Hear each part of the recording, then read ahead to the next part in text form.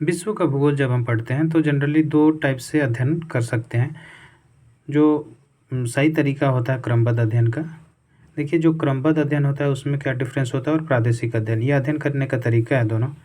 तो क्रमबद्ध अध्ययन का मतलब कोई एक इकाई का चयन कर लीजिए, उसका अध्ययन करना जब आप शुरू करते हैं तो उसे बोला जाता है क्रमबद्ध अध्ययन। जैसे आप अगर चारों तरफ के नदियाँ का अध्ययन करना स्टार्ट करते हैं, शुरू करते हैं, तो वो हो जाता है क्रमबद्ध अध्ययन।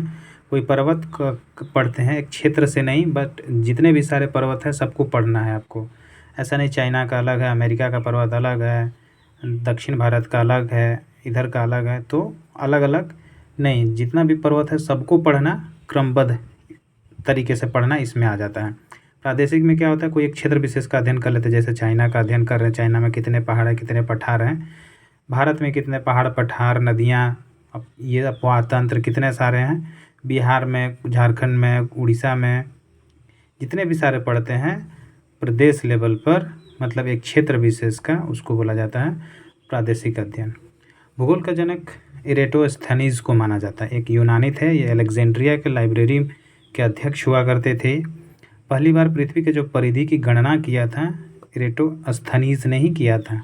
जो आज जब मापा गया इसे तो लगभग 1% केवल गलत निकला, और ये भूगोलवेत्ता शब्द जो था इन्होंने ही दिया, इरेटोस्थनीज ने दिया, इसीलिए इनको भूगोल का फादर कहा जाता है, भूगोल का जनक कहा जाता है, फादर ऑफ जियोग्राफी कहा जाता है।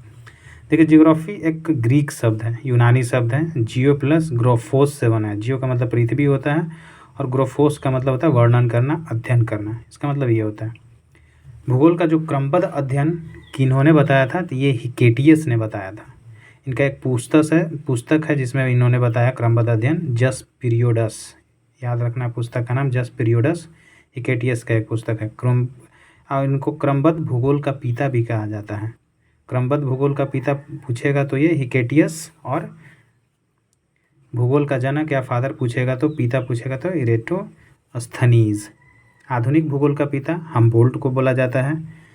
146 के आसपास टॉलमी ने पहली बार ब्रह्मांड के शब्द को परिभाषित किया। इन्होंने क्या बोला कि हमारा जो पृथ्वी है वो बीच में है और बाकी इसके इर्द गिर्द जितने भी सारे हैं खगोलीय पिंड है, और जियोसेंट्रिक है, मतलब मेरा पृथ्वी बीच में है, केंद्र में है, उसको रखकर ब्रह्मांड को परिभाषित किया।